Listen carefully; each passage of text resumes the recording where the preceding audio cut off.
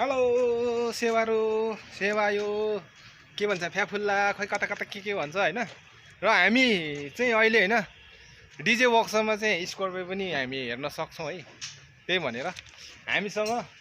यो हाम्रो चाहिँ पार्ट्स पसल अनि यो डीजे वर्कसपमा चाहिँ प्राय जसो हामी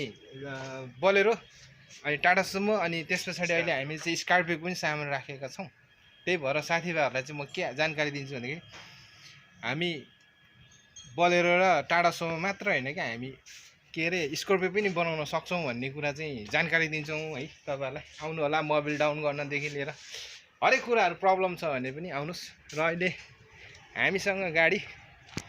टाटा सुमो मात्र छैन है अहिलेको नयाँ निस्केको यो टाटाको यो के भन्छ के गाडी हो हैन यो गाडीको नाम के रे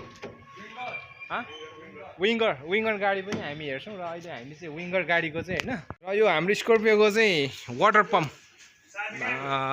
प्रब्लम भएको हुनाले गर्दाखेरि चाहिँ अहिले भर्खर हाम्रोमा स्टक सामान नभएकोले गर्दाखेरि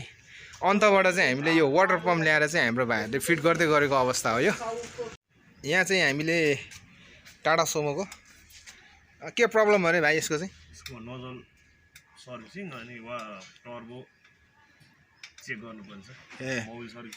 मोबिल सर्भिसिङ प्लस टर्बोको प्रब्लम त्यही भएर हाम्रो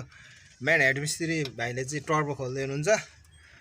ल यसरी जानकारी दिँदैछु तिमीहरू आइदिनु होला म पनि यहाँ सिक्ने मौका पाउँदैछु यसो तपाईहरु आउनुभयो भने न म पनि सिक्ने हो र एक्सपिरियन्स हुने हो